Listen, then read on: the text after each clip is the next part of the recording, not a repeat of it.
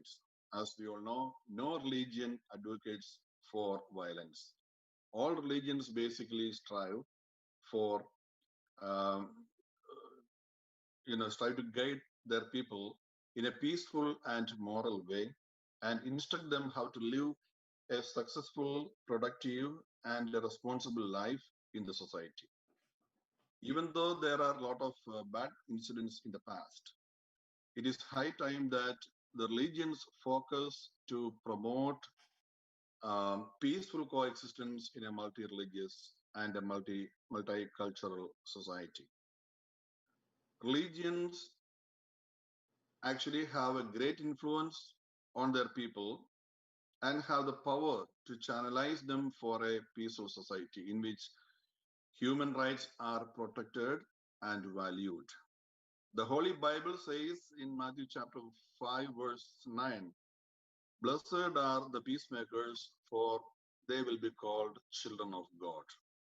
Today is October 2nd, the day we commemorate the birth anniversary of Mahatma Gandhi, a great man of peace and nonviolence. And it is noteworthy that this international conference is gathering around these days. Let me wish the conference every success and pray that the divine power may guide the leaders of the different sessions and the deliberations may be fruitful. I hope this conference will come up with some clear and practical suggestions to follow up. May this conference encourage us all, as well as those who are responsible persons, to work for a world where people live in peace and harmony. Thank you once again for having me here today with you, and may peace prevail everywhere. May God bless you all. Thank you. Thank you so much, Archbishop. Um, I'd like to introduce Monsignor Bruno Marie Dufay. No. He's not here. Okay. He's not in. Moderator, you can invite moderator, Asil. Okay, so I would like to introduce Professor Azrael Bacal-Roij. Yes. Yes. He is a sociologist from Peru, professor of peace education, and he is also linked with the Uppsala University and teaching in Mexico. Okay, thank you. Is Asil signed in? Asil? No, then please invite the speaker, John Varghese, Professor John Varghese, St. Stephen's Kellen. Please invite Professor John. Okay, I would like to introduce Professor John Varghese from the principal of St. Stephen's College in New Delhi. Are you here? Hi, John Varghese. Seeing Professor Varghese here.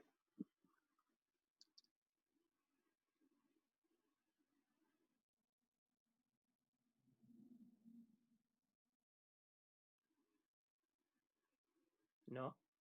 In that case, should we start with Professor Beatriz Bizzo? Because I see you here. But he's not there. I will talk to him and I will let you know. Okay. So should we start with the next presentation?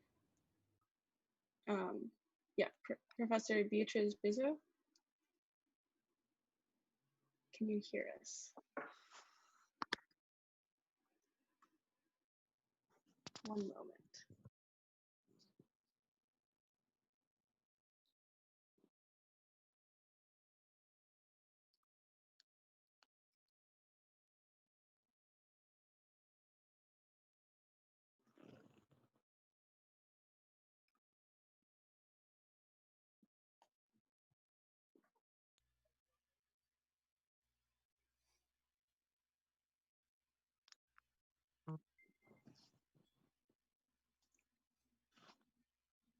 Professor Bizzo, would you be ready to present at this point?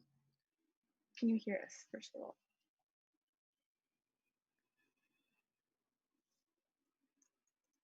Maybe not.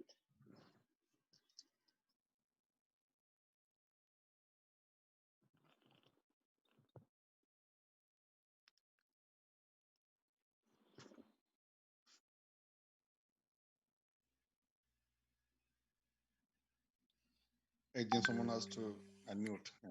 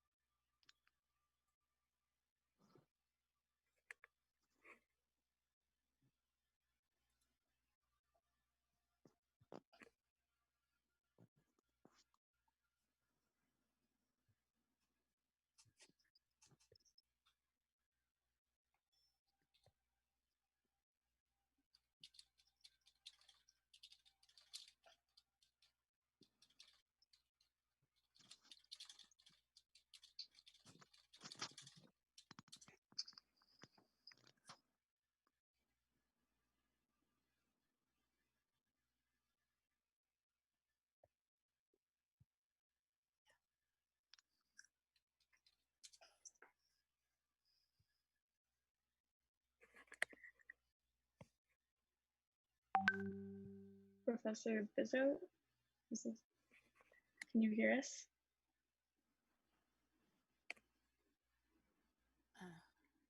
I can hear you. Dear okay, all, okay. Are you hearing me? Yes, yes. Yeah? We are waiting. Hello? It's okay? Are you hearing me? Yes, yes. Okay. Because I wasn't hearing. I am supposed to speak now? Yes. Yes. A couple of the other speakers aren't here yet, so if you wouldn't mind presenting now, would that be okay?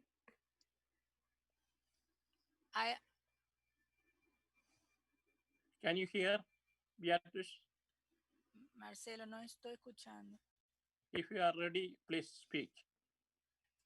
You go ahead. Headset. Ya fui la actriz.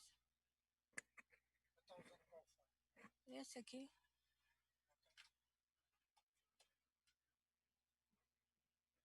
Please go ahead.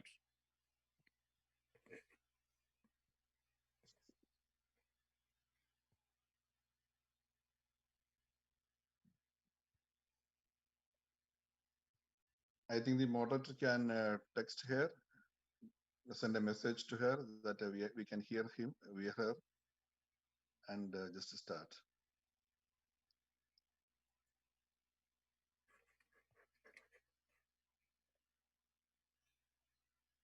Tem que sair do áudio do computador, não é isso? Yep.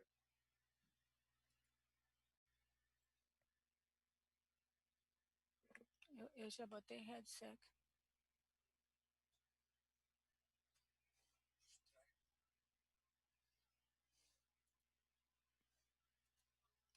Estou escutando perfeito.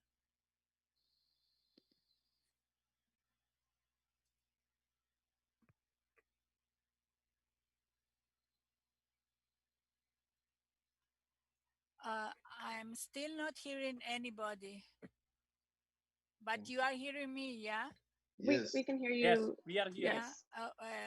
So I don't know what happened. So I didn't understand if I have to speak. Yes. Yes. Yes. Yeah? Please. Yes.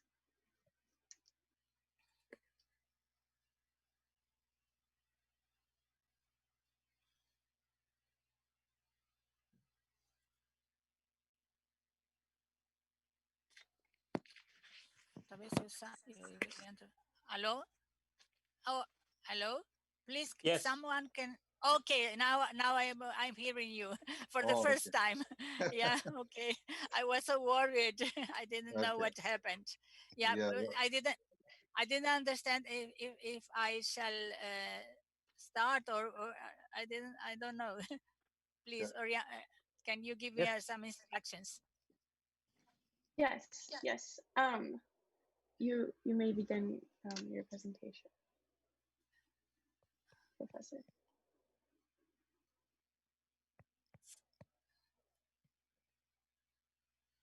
You can start. We are waiting. Okay.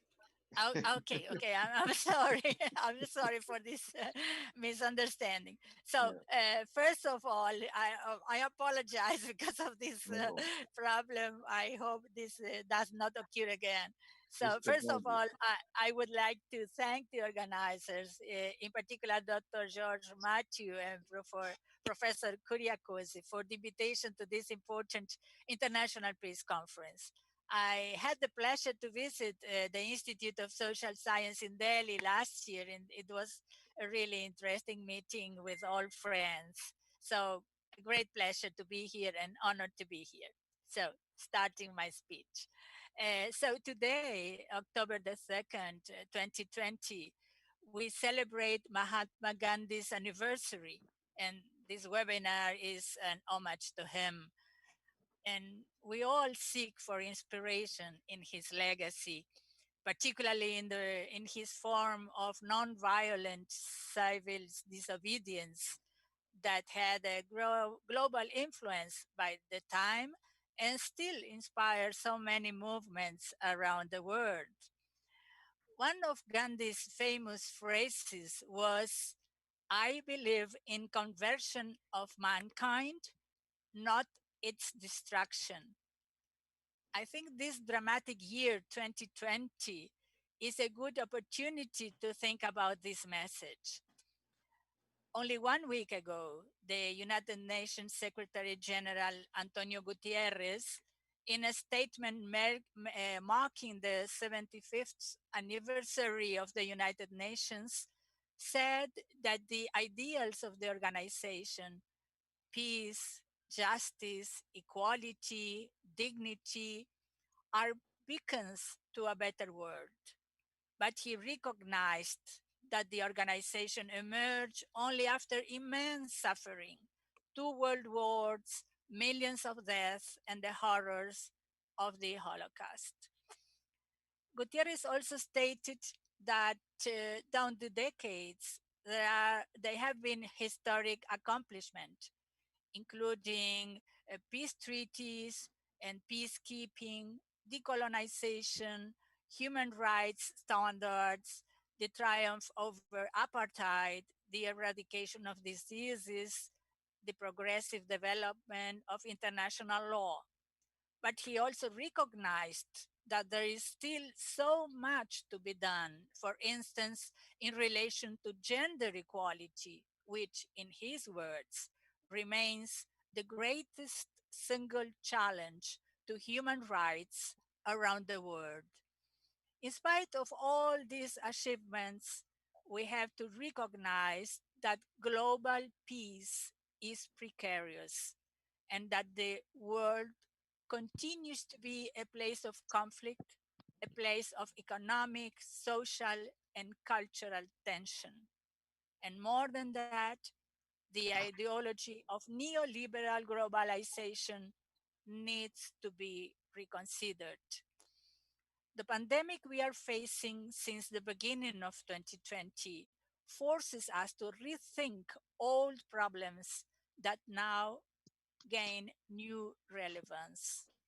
The coronavirus pandemic lays bare the lies of the socio-economic model that condemns an important part of humanity to starvation and is destroying our natural habitat.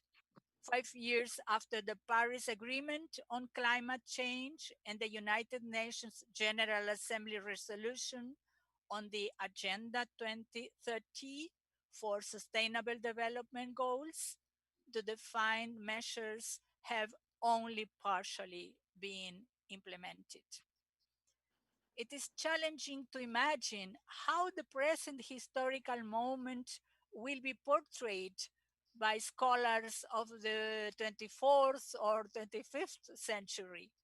And well, that's being optimistic, assuming that the human species have been able to survive the chaos provoked by climate change and other challenges.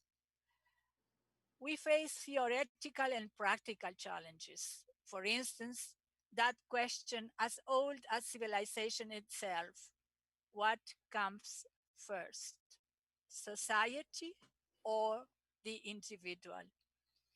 Depending on the answer, very different attitudes in strategy and behavior can be adapted to face the contagion, for instance, and the damage of the virus among human beings.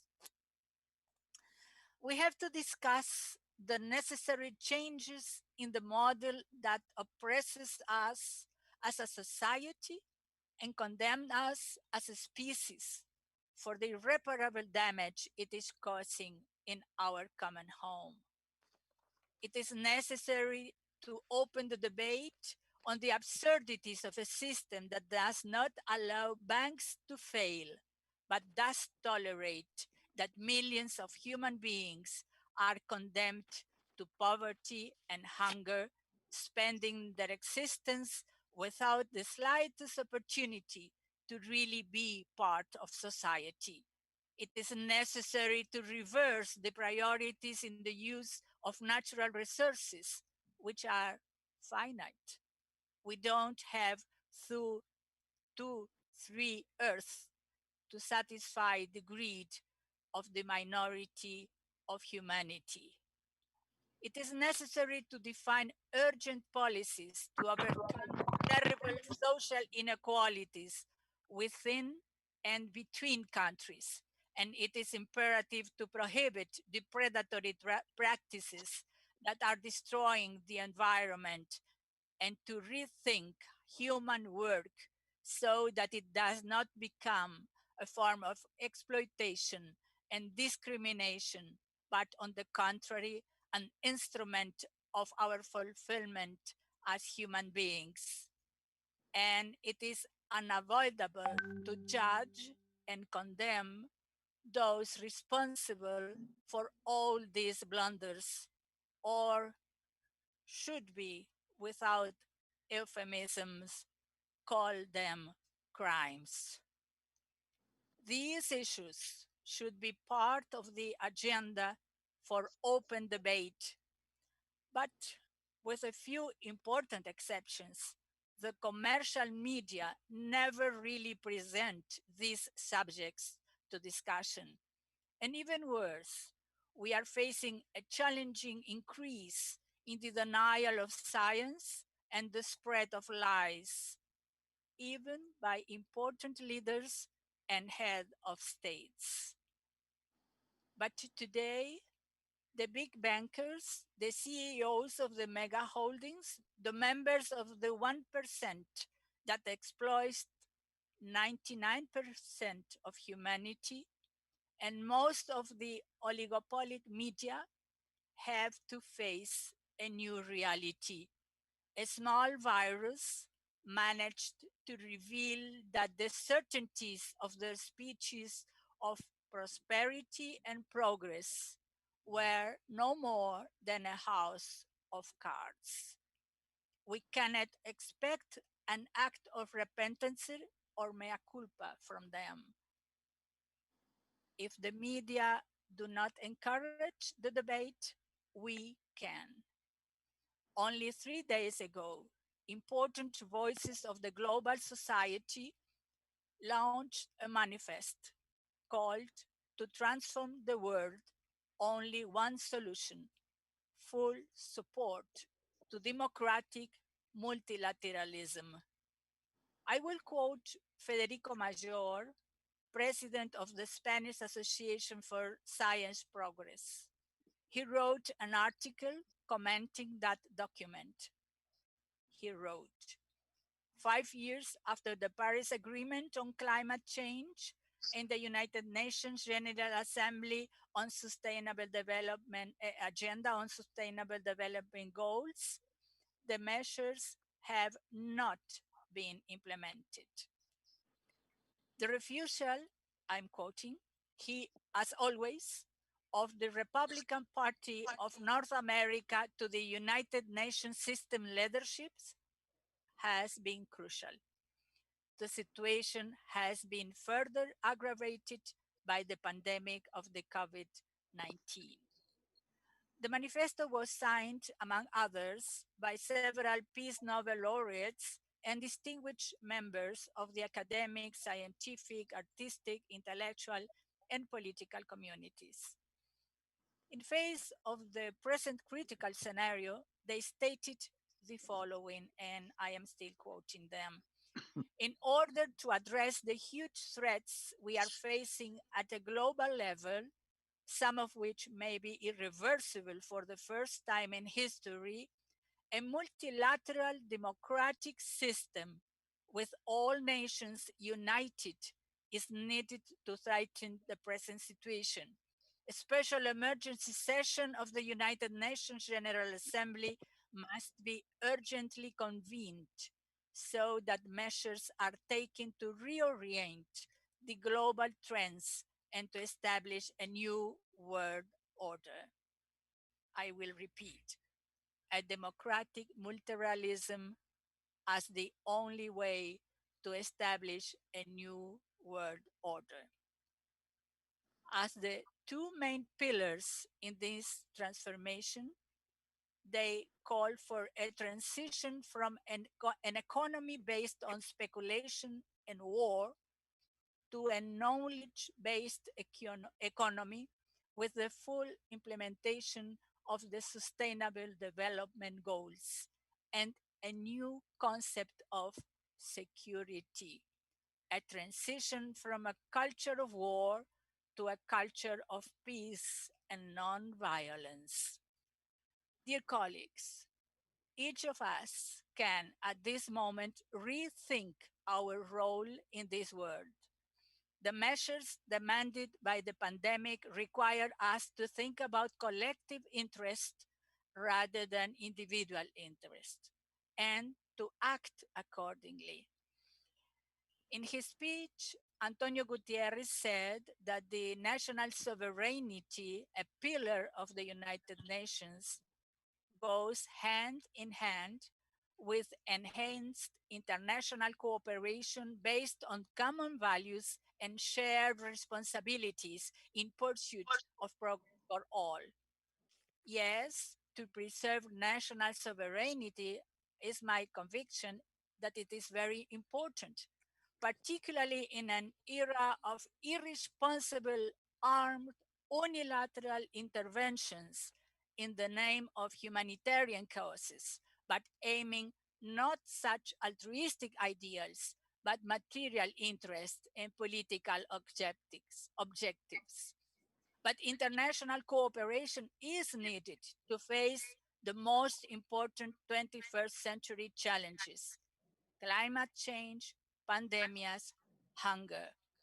The spontaneous manifestations of solidarity that emerge in different parts of the world, as well as the generous donations of millions of doctors, nurses, health technicians, cleaning staff who continue to stand by infected patients in hospitals, even at the high cost of their own lives. All of this shows the transformative power that each of us has and the strength of collective action. It also reveals, without ignoring the significant help provided by new technologies, that the responsible for giving their contribution and ultimately for managing to reverse the pandemic were and continue to be men and women from the most diverse segments of society, all of them equally important, each one in its own role.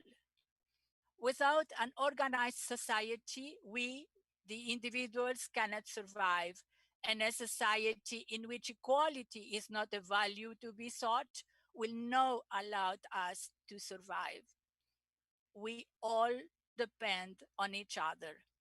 The coronavirus seems to be intended to infect us not only literally, but also metaphorically, and in this case, in a positive way. It forces us to see ourselves as members of the same species, the human race, all inhabitants of the same home, our beautiful blue planet, which has no natural borders and also is threatened by us. It has rightly been stated that tomorrow will never be like it was before this health crisis, and that is true.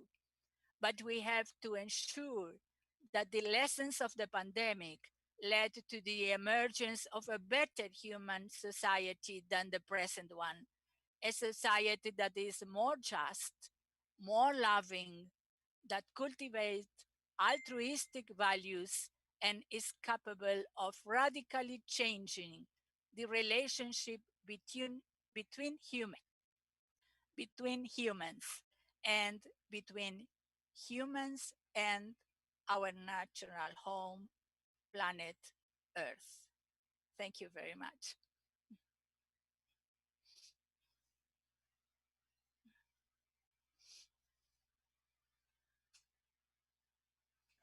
Thank you, Beatrice. Our, our next speaker is Andrea Blochisic, lawyer and activist from Argentina. Hello, good morning, everybody. My name is Andrea Blachusich from Buenos Aires, Argentina. First of all, you're listening okay, no? First of all, on behalf of the MOPASOL, the Movement for Peace, Sovereignty and Solidarity Among Peoples, let me express our gratitude for the wonderful opportunity the organizers of this International Peace Conference gave us to take part of it. It's an honor to be here.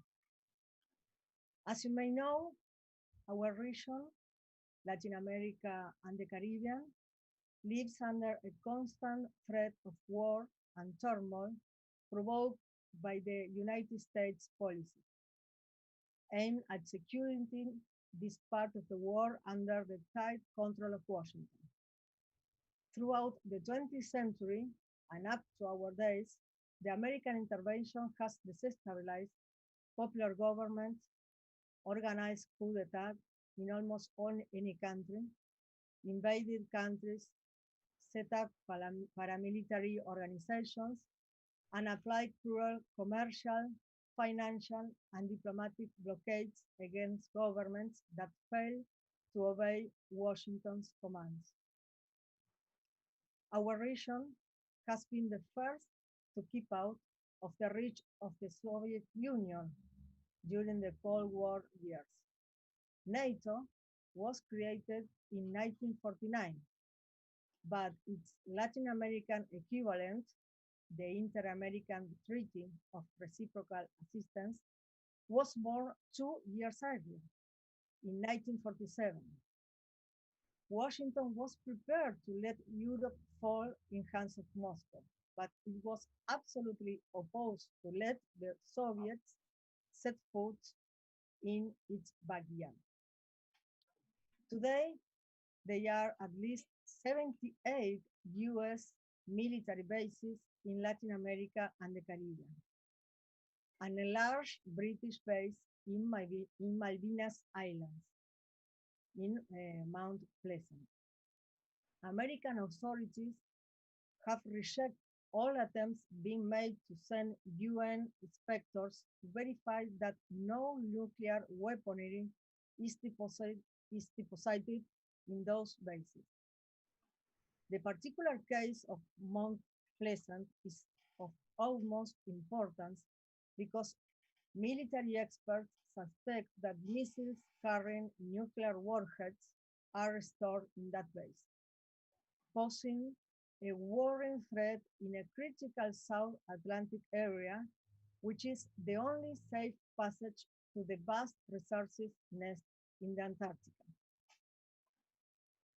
The UN General Assembly also asked the United Kingdom government to start conversations with her Argentine counterpart to put an end to the colonial occupation of the Malvinas Islands and their maritime space.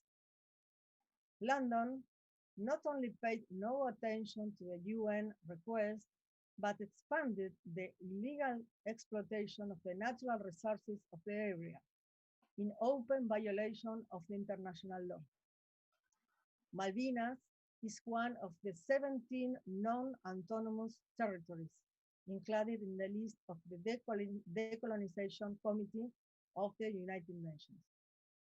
We continue claiming for the Argentinian sovereignty over Malvinas Island. Las Malvinas son argentinas. Last November, a coup d'etat came to bring all sorts of horrors to Bolivia, robbing the election that, as conclusively proved by two different American universities, had been won by Evo Morales. Yet, the coup was immediately recognized by the Trump administration, despite of the massive violations of human rights perpetrated during the first days of the overthrow of Morales' government. We hope Bolivian people can recover their democracy in the national elections to be held in October 18, the next October 19. Although a new rescheduling of the date of the election should not be discussed. Our continent hosts the longest integral blockade in history. Cuba has been penalized during 60 years because of her intolerable aspiration to set herself free from foreign domination after almost 4 centuries of colonial rule.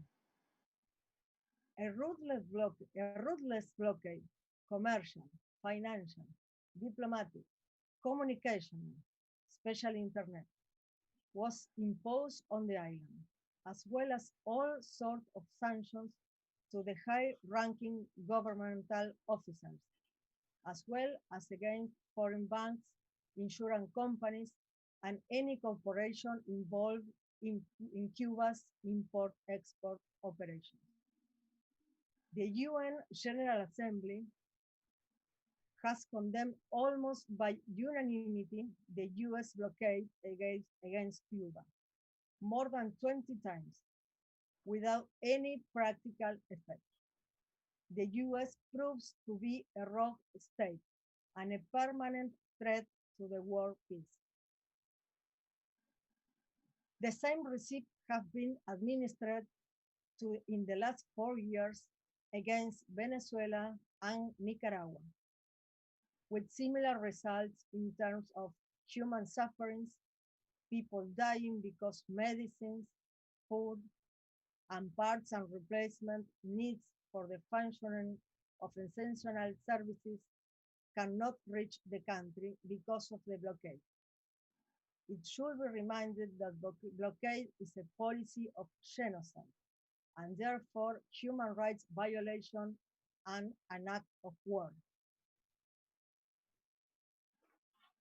Finally, a word should be said to condemn drastically the continuous occupation of the Palestine territories by another rogue state, Israel. The Israeli government, like its counterparts in US and the UK, blatantly despise the international law.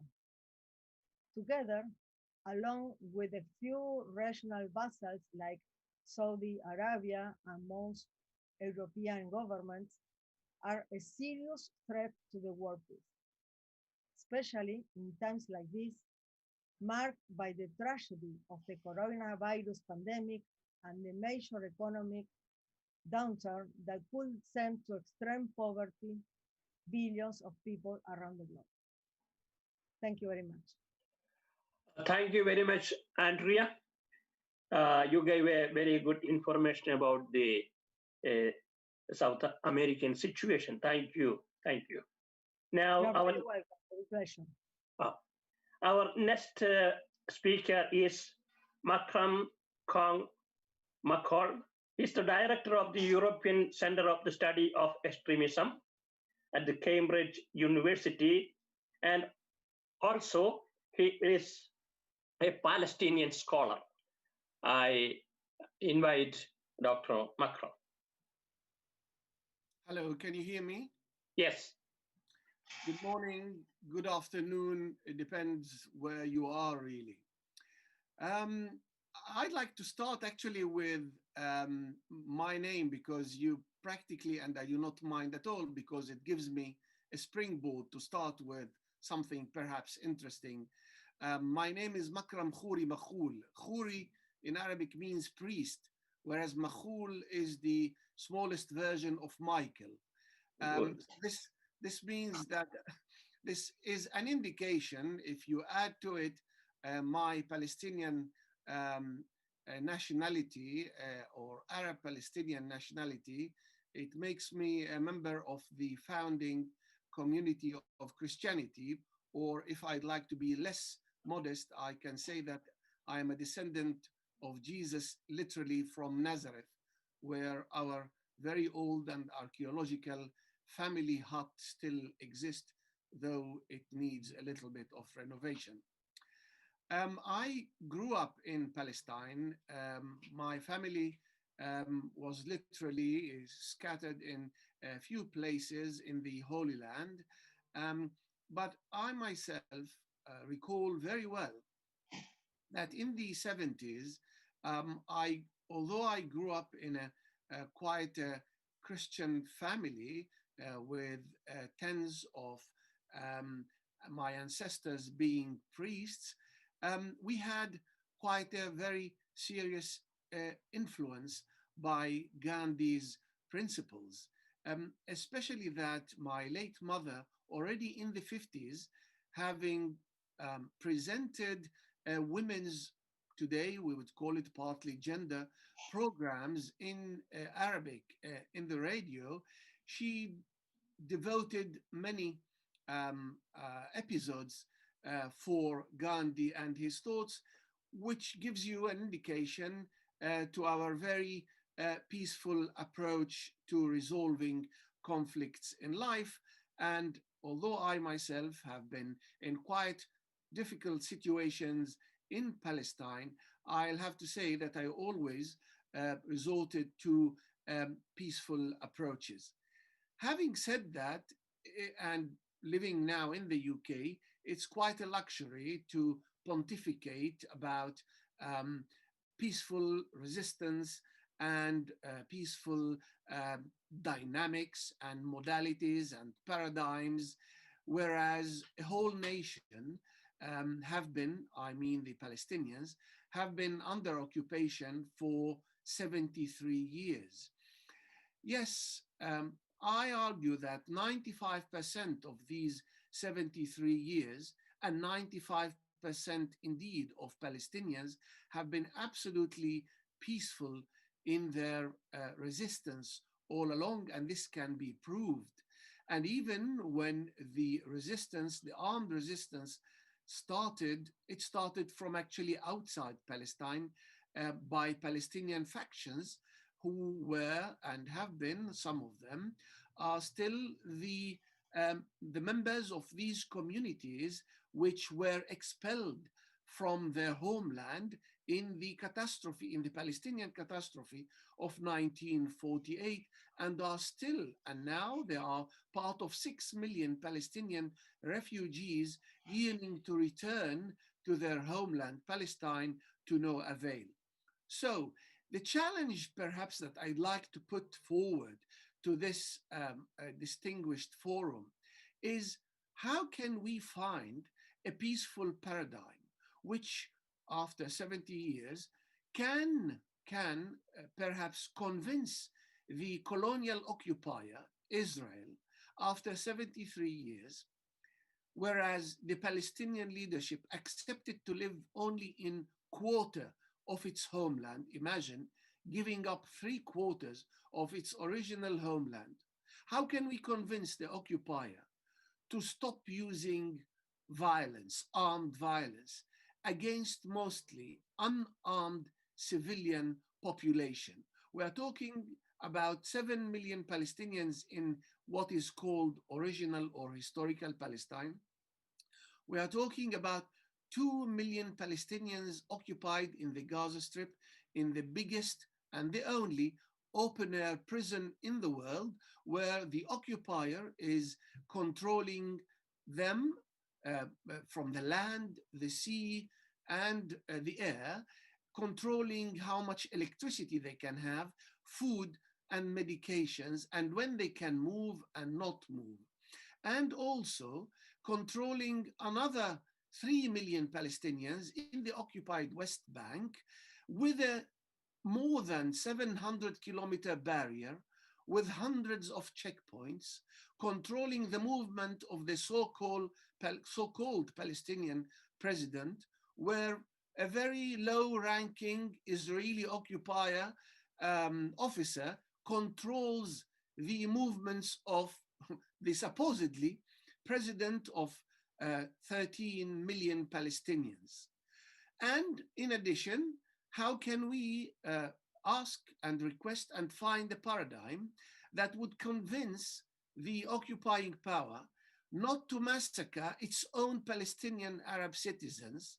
And just to mention a few, in addition to the massacres perpetrated in the catastrophe Nakba of 1948, the Israeli occupation murdered tens of Palestinians who were citizens of Israel in the Kafr Qasim massacre.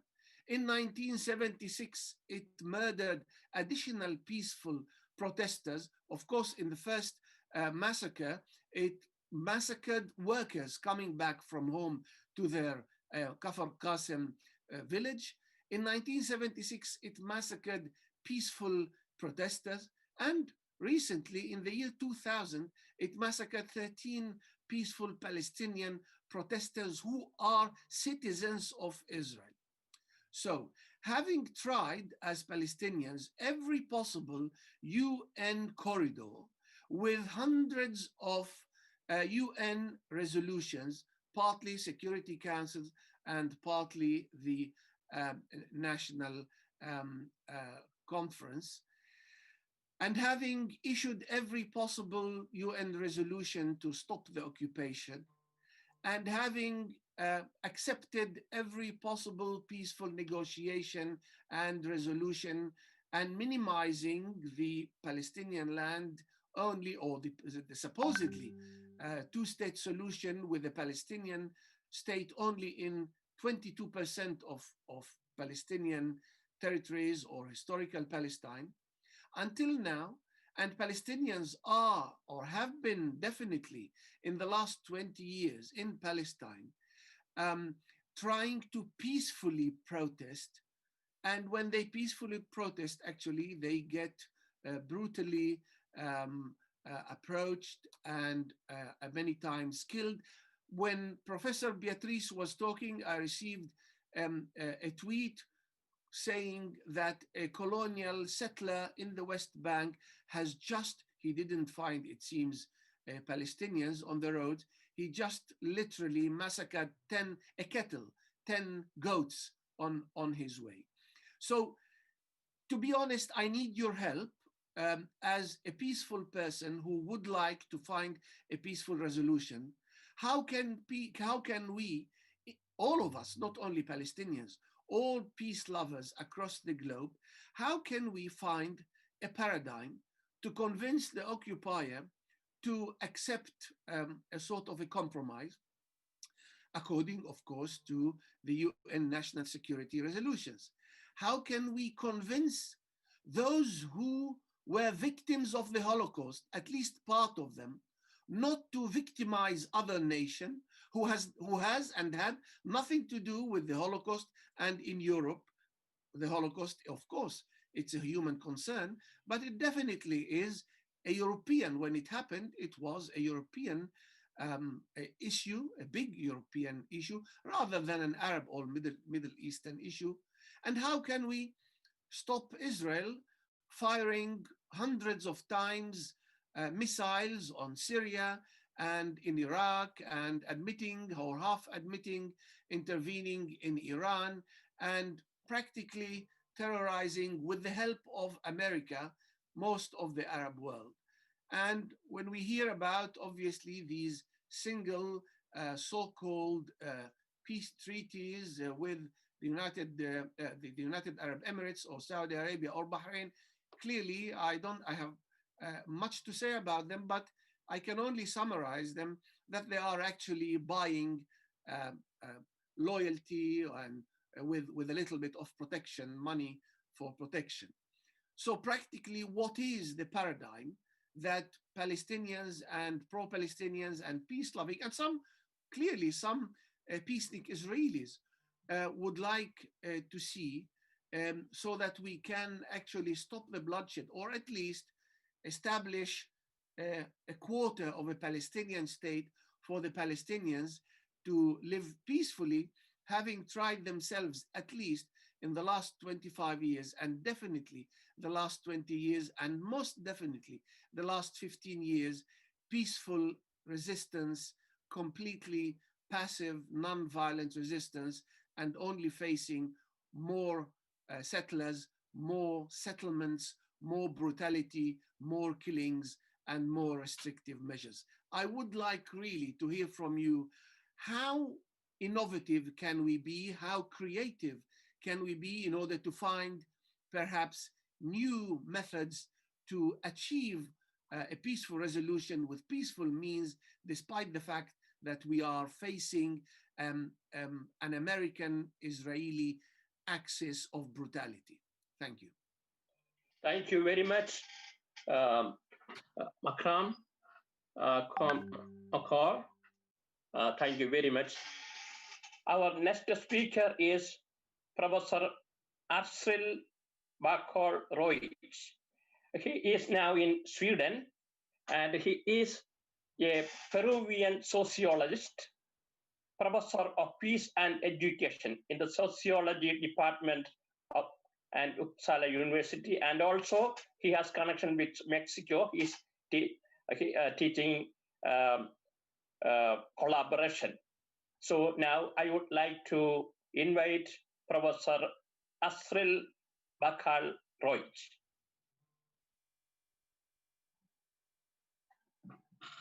Hi, Asril. No connection.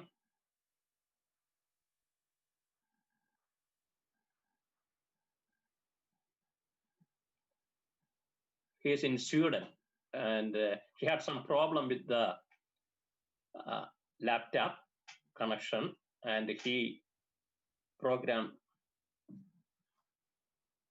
Okay, if that is the case, if he has problem to connect with us, then I will overview with Beatrice Vicio's concerns with different aspects of human rights issues and the United Nations proclamations, and how can we safeguard human rights in different situations. And Professor Andrea's review of South American situation in different countries, and last Dr. Makram Machool in the Palestinian, the Middle East situations, and his intervention. Now we expect questions from the listeners, and there is a we will discuss, and all the three distinguished professors, Vicio, Andrea, and Makram will answer the questions. Okay, if someone has to ask, or the professors, if you have something more to add to this point, you can also continue your discussion. If anything else you want to add from the so many countries in South America, so you may have other concerns also to bring out. Yeah. May I? It's my turn. Yes, I can hear. We can hear. Okay. Yeah, the challenge is huge. I am Brazil in Rio de Janeiro. I'm professor at the Federal University in Rio de Janeiro, and in this moment we are facing in Brazil a very very challenge conjuncture with a government which is day by day trying to force new legislative measures in combination with some very conservative and rightist groups in the parliament in relation to human rights, to labor rights. And the problem is that the justice is not willing to attend the claims from labor, from the workers, from the society. So when this kind of situation is created, and in among the limitations that are imposed by the pandemic, because a natural way of protesting in other circumstances would be to gain the streets. Yeah, that's the natural way the civil society has to express their discontent. Yeah, but in this moment, this is not possible. Some little groups have been on the streets claiming for their rights, but you see, after 2, 3, 4 days, the increase in the contagious is very clear. So it's not a way in this moment to claim for rights. So we are trying in this moment in Brazil, particularly as professors, as students, as workers, trade unions, to imagine creative ways of manifesting discontent and claiming for rights. Yeah. Professor Makram was claiming for innovative ways to to claim for the Palestinian rights. Yeah, and we all need creative ways. Yeah, because as I mentioned, before I entered the academy, I used to be a journalist for long time, and I know the important role of the mass media to create a conscience about some subjects. But in Latin America and Brazil particularly, the commercial mass media are absolutely aligned with the owners of the banks, with the elite, economic, financial, political, judicial elite. So, and the internet that at the first moment we all of us have the dream to finally have a tool for a democratic way of manifesting our rights, for a free and honest discussion of the problems of our time. What we have seen is that the social media, particularly the main important social media, have been captured by the interest that are in other levels trying to avoid any change in the social field and the economic field, and through mainly through lies and through very unfair ways of leading with those who have in the society not the tools through education for having a critical understanding of the moment. One of unfortunately, one of the main pillars of this way of action have been in our countries in Latin America and particularly in Brazil, some of the neo-Pentecostal churches that do have immense power in TV channels, in social media, economically also speaking. And they are in accordance with the government, this very rightist, extreme rightist government we have at the moment in Brazil. They are trying for all the means to impose a very backward agenda in relation to gender, in relation to childhood, in relation to religion, even, and in relation to what we think it might be the state, not a theocratic state, but a laic, free state where all the religions are respected and can bring to the people their message in a honest and visible, accountable way. So it's not easy to answer what we should imagine as a creative way to address these challenges.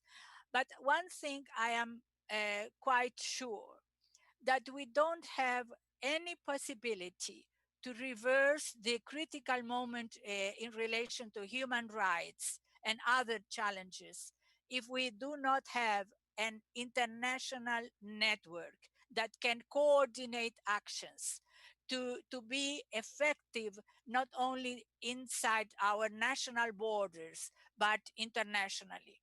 Our the globalization, the neoliberal globalization, we have to condemn because, as I mentioned, it has been a tool to to create more and more unfair societies.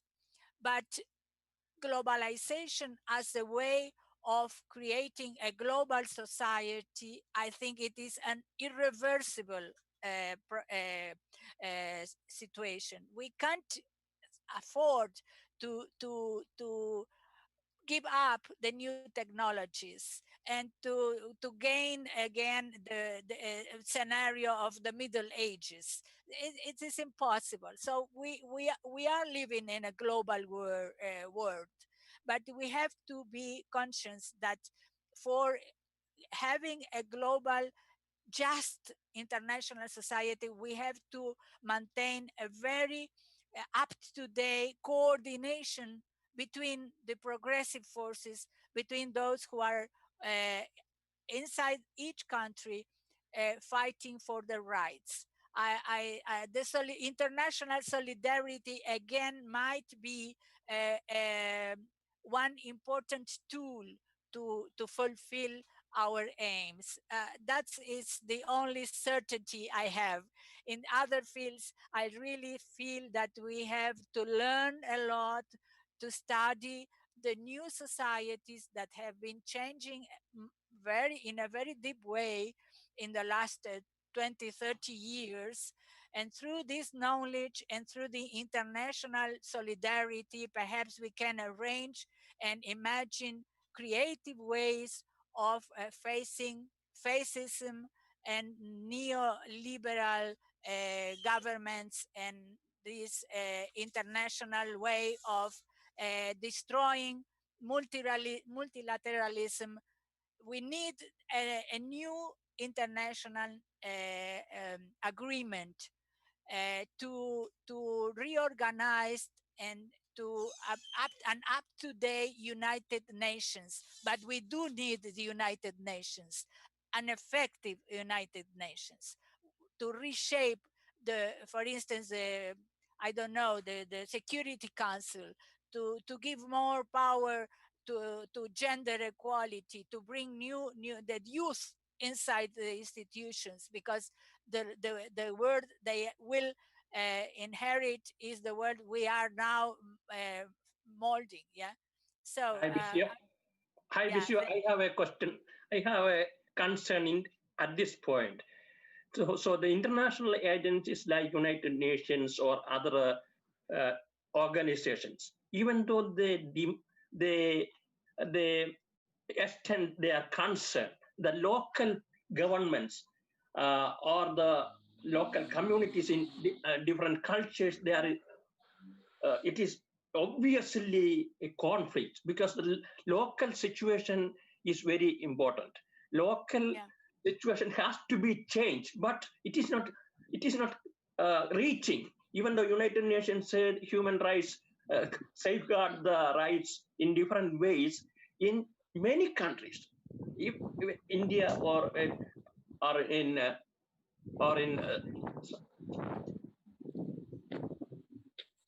South South America or anywhere, this is a problem. It is not reaching to local situation. Is it right, Professor Bisio? Yeah, it's right. I think we have a lot to learn from Gandhi in this field. Yeah, his patient labor to overcome some problems in the grassroots movements, and to join and to create a very strong force. This is a problem of a long term. There are no solutions in the short term. I think we have to imagine ways of creating this grassroots solidarity movement with international connection and solidarity, and it is not a short-term project. But you are right.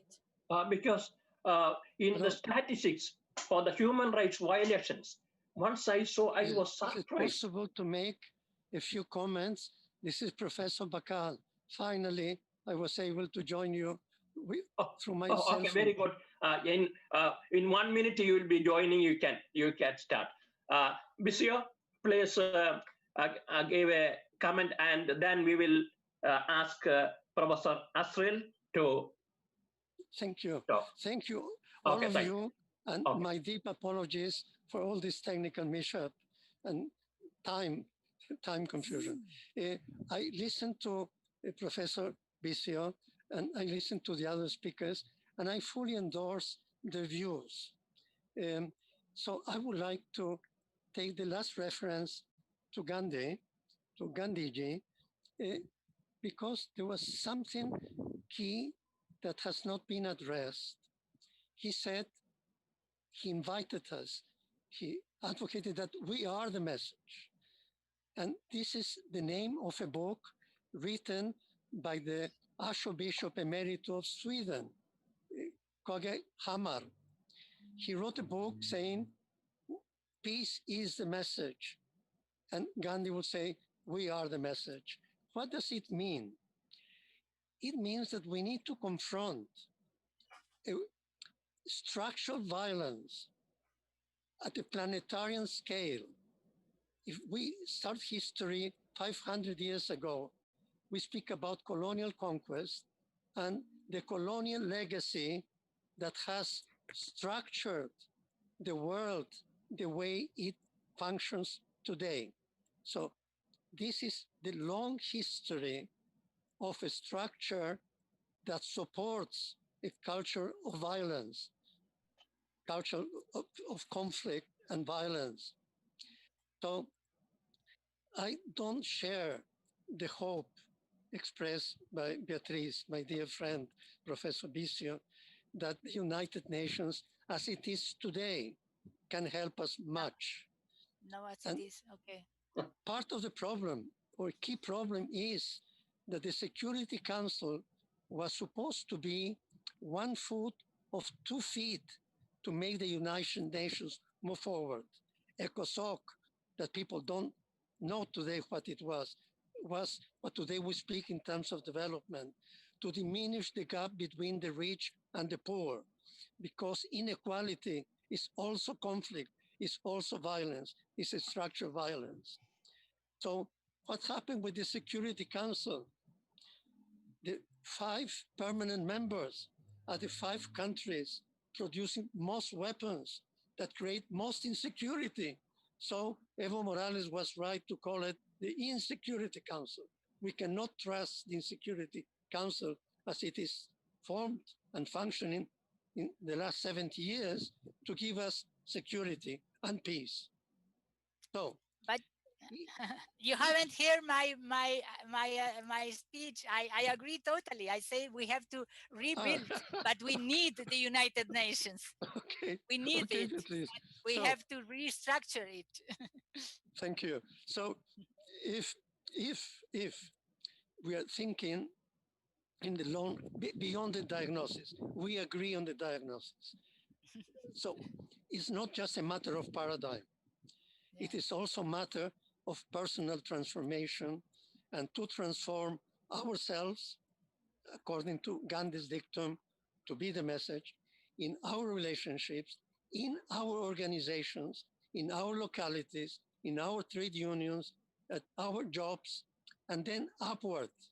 Because the United Nations, as it is formed, it is a club of national states, of countries that themselves are not democratic.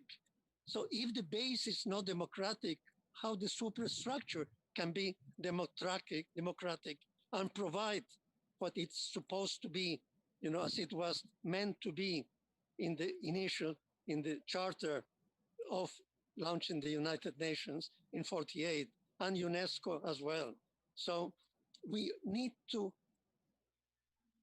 and I understand the tragedy of Brazil. I have 2 children, 3 grandchildren in Brazil. So I understand perfectly well what Bolsonaro means. And Bolsonaro is a shadow of Trump. And Trump is a mobster that became president by using the media in a very effective way, in a very Gramscian way. He was advised by people like Steve Bannon, like Roger Stone, like this Jones, that created a world of conspiracies, a fake world that managed to brainwash enough votes, enough people to vote for this calamity, not for just the United States, for the world. Now, it's very difficult to summarize everything I wanted to say, but there is one line, and Beatriz mentioned Federico Mayor Zaragoza. In my teaching, Peace Education for Culture of Peace in Mexico, basically I teach teachers, some psychologists as well. Then I use the text, The New Page by Federico Mayor Zaragoza, twice Director General of UNESCO. And what he says basically is, we need to transform the prevailing culture of violence for a culture of peace. We need to write a new page in human history about peace. Let's say, beginning now, yesterday, tomorrow. But in order to write that page in the big history, we need to also write that page in our personal histories, coming back to Gandhi, in our biographies, to be the example. And even though it's not as fast and effective as these propaganda machines, as, Cambridge Analytics that is making studies of how we think to manipulate people's minds. They're engineers of the soul.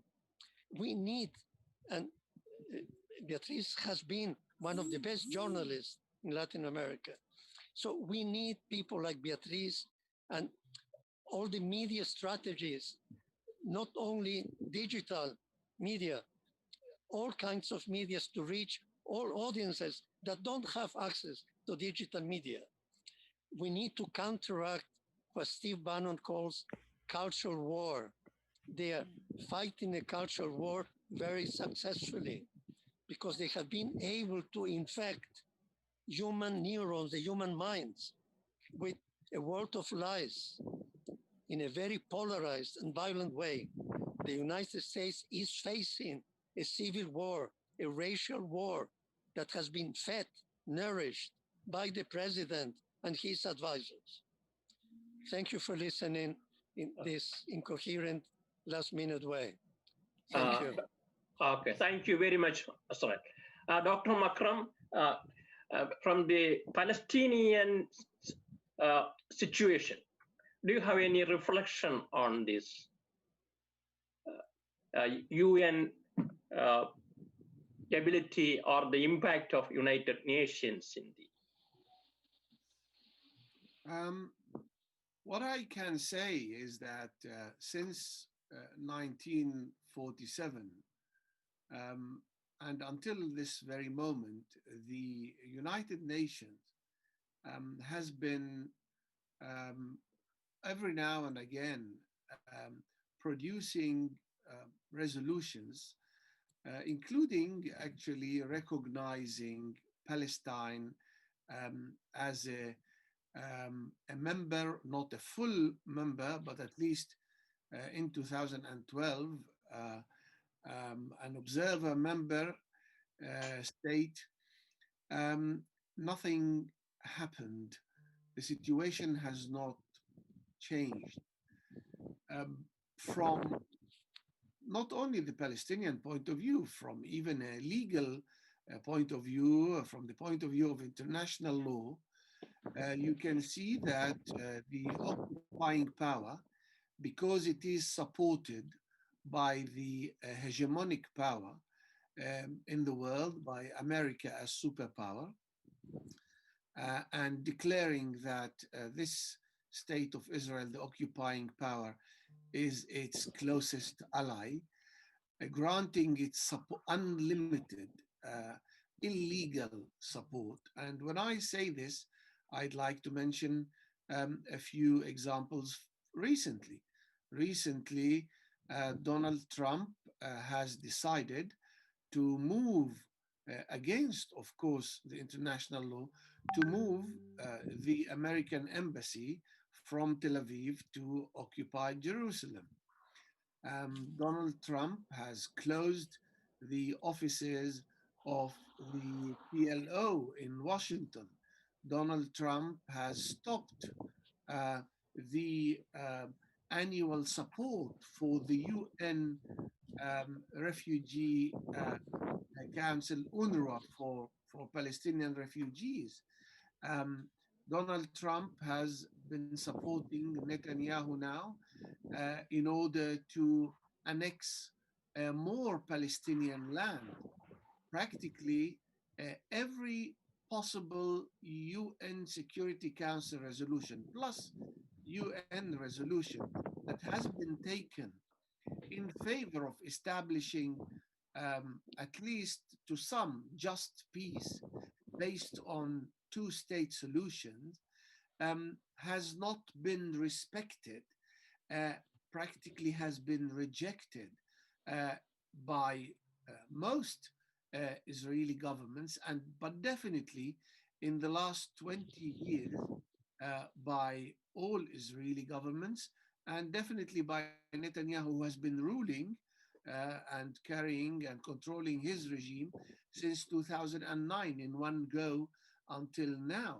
So there is an issue here. Whilst the whole world is challenging the United Nations to establish peace in Palestine, there are two at least, Trump and Netanyahu, are challenging every possible member of the UN in order to refuse the establishment of peace in Palestine. And this is a huge challenge. I am in discussions with tens of Palestinians and pro-Palestinians and those who are in the solidarity movement in the world, plus progressive Jews, and they are facing challenges. They say that the whole world claim or ask the Palestinians to carry peaceful resistance, which they have been doing, practically as imprisoned people most of the time, but the world is not responding, or more specifically, the powerful um, um, groups in really. I'm not limiting or not only in Palestine, in the neighborhood also, so Syria, the other so-called Holy Land areas, the last years, so much violence. So even though United Nations uh, say something, who cares? That way it is going. That is a serious issue for peace builders. And Andrea, do you have any comment on this point? The issue is that there is this essay which actually I wrote back in August 2012, around a year after around 70 nations launched the war against Syria. The title, it's actually, it's there in English on the net. I wrote it in English, titled Syria and the Dismembering of the Arab World. And some thought at that time that I might be actually overreacting, whereas now, 8 years after the so-called Arab Spring, which actually never happened in my mind, and it was literally a campaign and a delusion and a deception. After 8 years, we can see now that most countries in the Arab world are being dismembered. Palestine is occupied, Syria is, at least two parts are occupied, one part by the Turks and the Americans, and another part by the terrorists in Idlib, and as well as the Kurds. Look at Libya, look at Iraq, look what is happening in Egypt, look what is happening in Tunisia, look at the war in Yemen.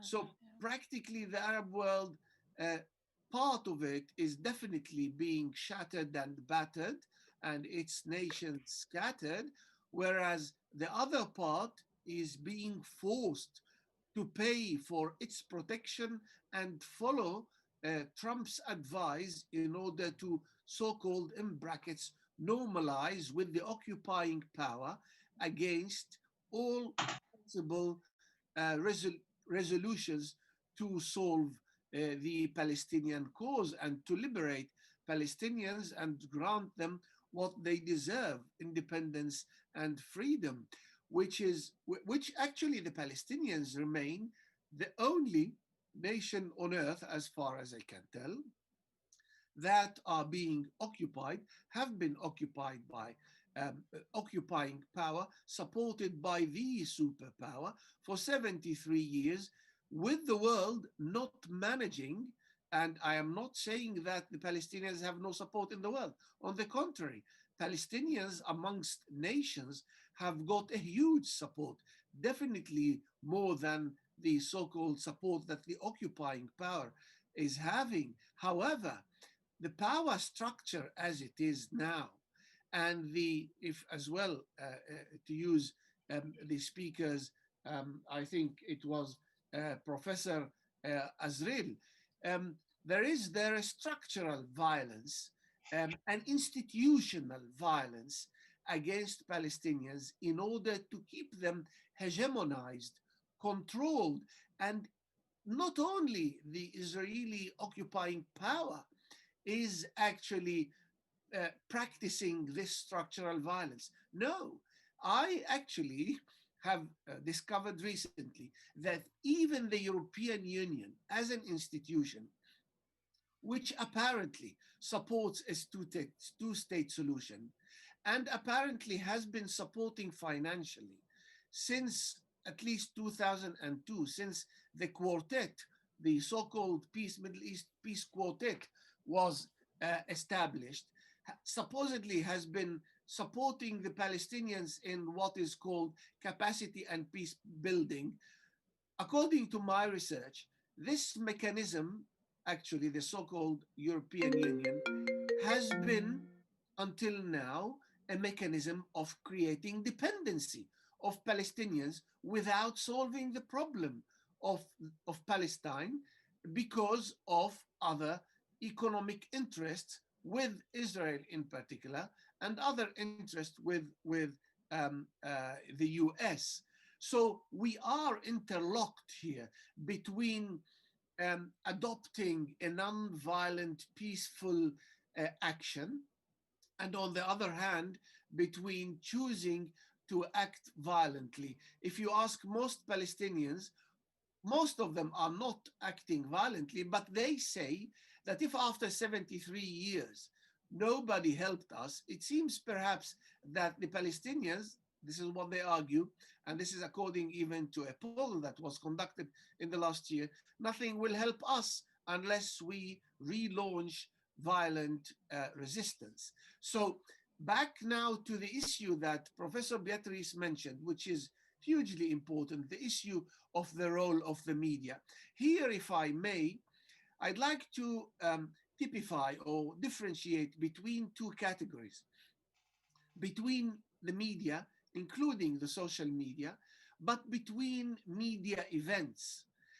Even if now many things, including the American campaign, election campaign, is being somehow conducted through and via the social media, and in particular Twitter, I'm not sure how much help it would be if now billion people go online and support Palestine.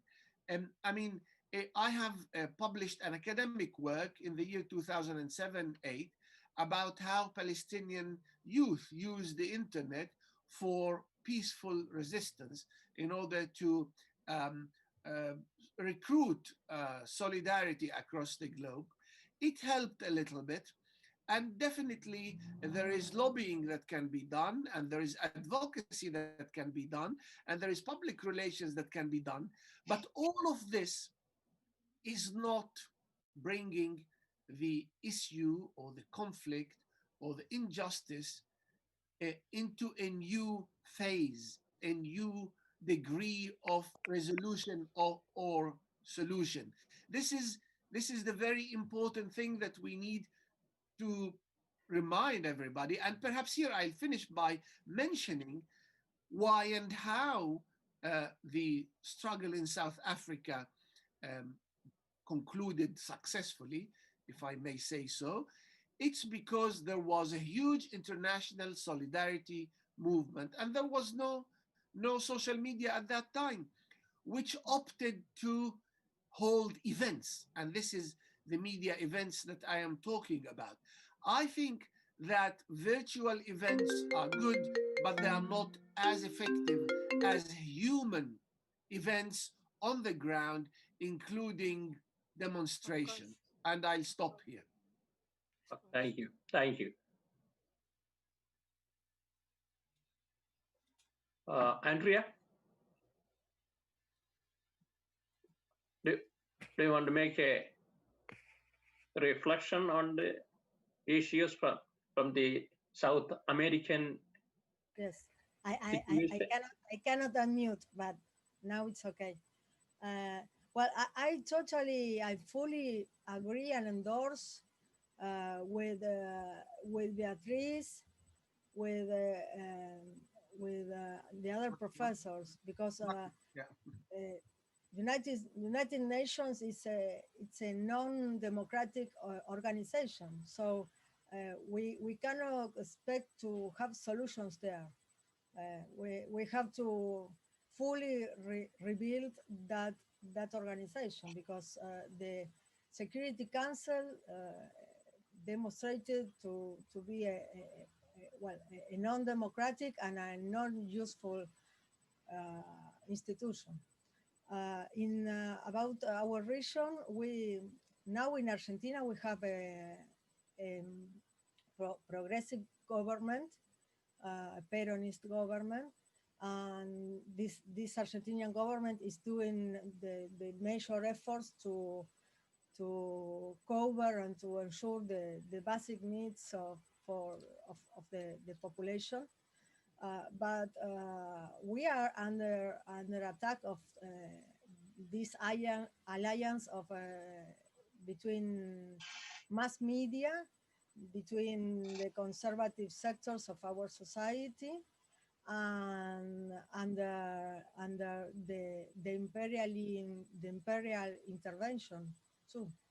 So and our progressive government is now surrounded by very conservative governments in the region. You mentioned, Beatriz mentioned, obviously Bolsonaro government, that it's likely the Trump administration, in Chile too, in Uruguay also, and the dictatorship in Bolivia. So we are fully convinced that the solution is the solidarity between peoples. The solution and the way is the international solidarity movement. We believe in the people's democracy. We think that this is the way, and this is the solution. We are working in this for many years. We have been working for the Palestinian people. We are working hardly in solidarity with Venezuelan and Cuban people because of the blockades in those countries, and obviously in solidarity with the Bolivian people, that they are suffering a brutal dictatorship, brutal repression there. We have a lot of refugees, a lot of Bolivian refugees here in Argentina. So we are working to support them too. So okay, thank you very much, Andrea. Now, Kavya will make a reflection. I would like to give only 3 minutes for Kavya. Then Professor Asril, if you have say anything, you can say. Then I would like to ask Bisio to conclude it. Okay, Kavya.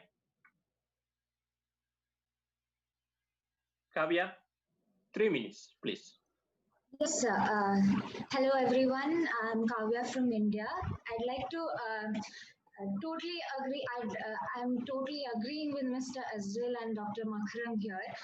And I'd like to make the point that it's funny how the UN works as an organization to maintain the world's peace and cooperation on one hand, but on the other, it's only the first world countries that are actually having any benefit from this platform.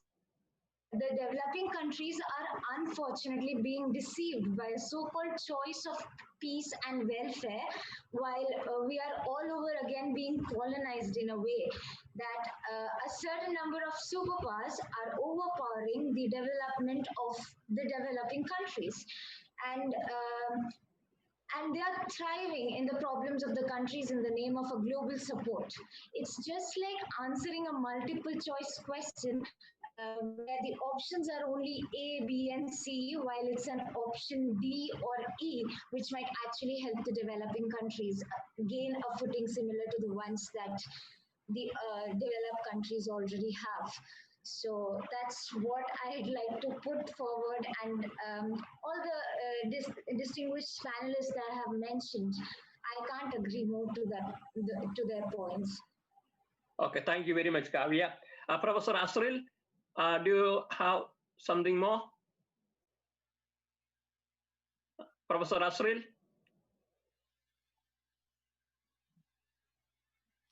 Unmute.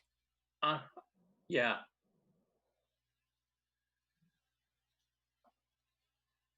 Please, Zoom manager. Yeah. Okay. Now.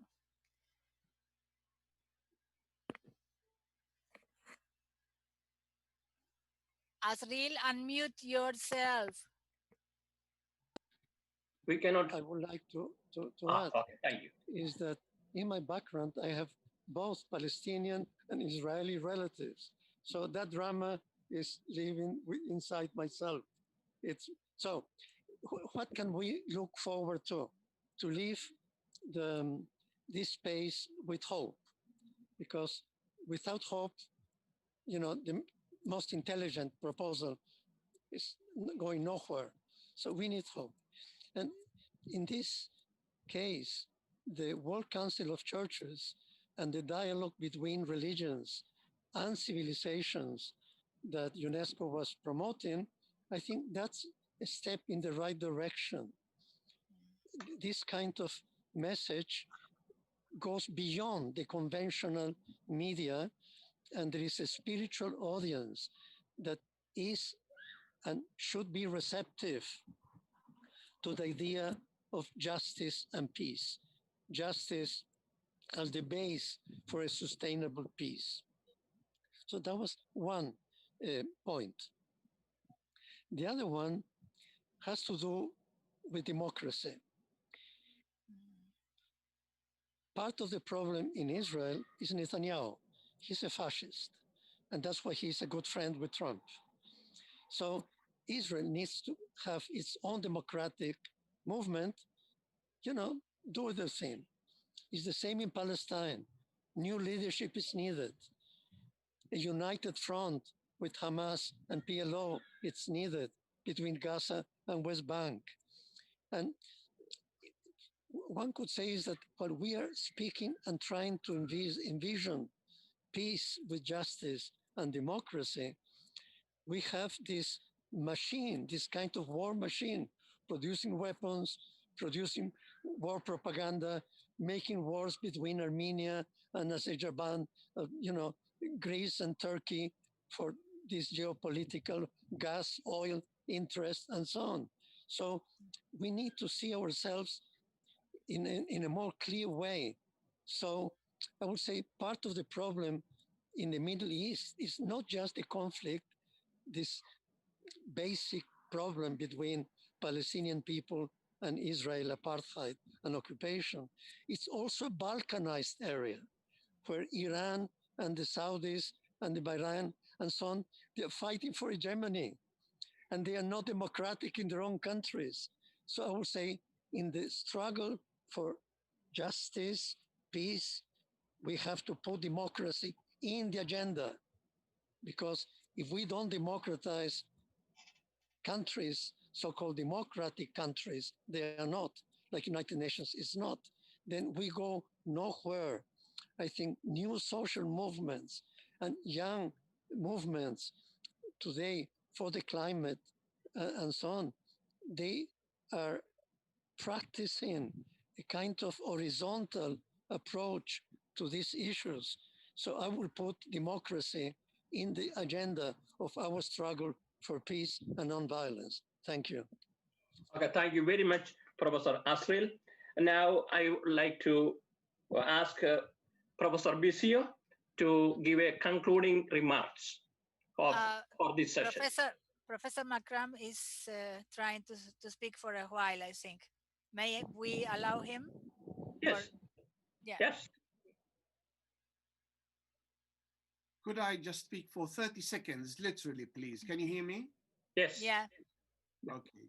I absolutely support and in favor of, and think that it's very conducive to opt to and use and to continue and intensify what is called vaguely international solidarity movement and international support and all these other platforms, definitely. But I've got a word of caution.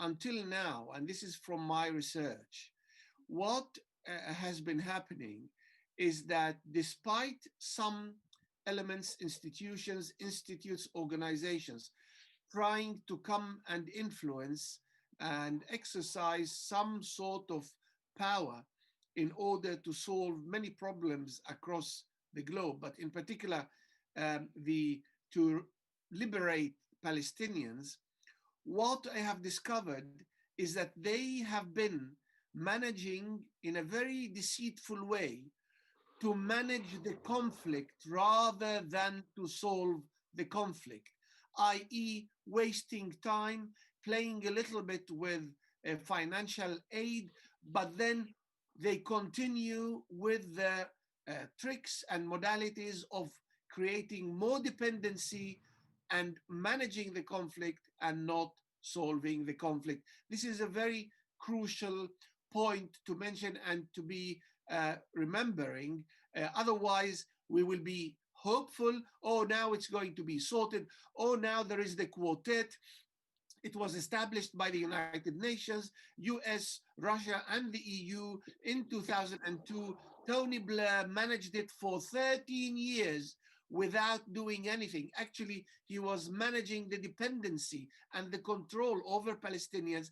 And now, in so many interviews, Tony Blair appears to be the godfather of this so-called peace agreement between the Emirates, Bahrain, and Israel. Okay, thank you. We have only 5 more minutes because our third session, Peace and Justice, has to convey after 15 minutes. So in 5 minutes, we have to conclude this session. Please, Professor Bisio. Yeah, yeah, with pleasure. Yeah, are you hearing me? Yes. It's okay. Yes. Yeah. Yes. Okay.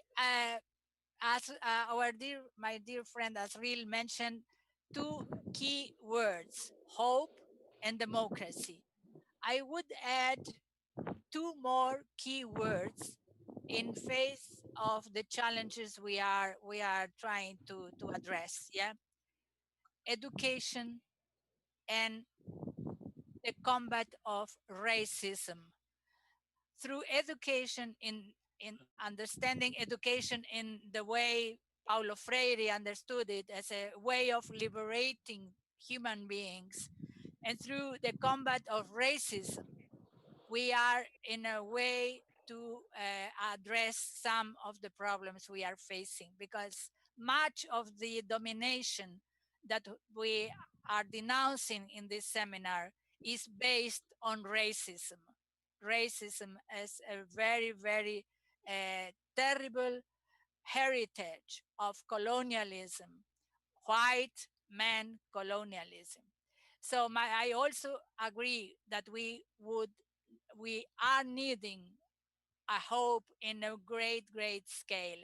And I do believe that we can really join our energies internationally to defeat those who are always against the people's desire and the people's right. And this seminar is one of the examples that we are creative and we can strongly defeat them. Thank you very much. It was a great, great pleasure to be with you. Okay, thank you. Professor Marianne, she is a professor in Berkeley, California. She brings a point now on the website that the concern of women and youth in peace building. So now the violence and all these political issues, human issues, is floating in a population, floating population, I will say. But the involvement of how we can develop the input, the involvement of youth and women in the peace movement is very important. In the family, in the community, even in the political level. That is a good moment. Now, even youth are involved in violence. How we can reverse it? That also, concern we have to undertake. That is a message now I got from Professor Mary, and she is listening in the discussion. Thank you very much, Professor Asril, Professor Bisio, Professor Andrea, and Makram, for your very rich contribution in this discussion. Thank you very much. We will meet after 12 minutes for the next session. Thank you very much. Thank you. Thank you very much. A great pleasure to share with you in this wonderful session. Thank you very much. Thank you.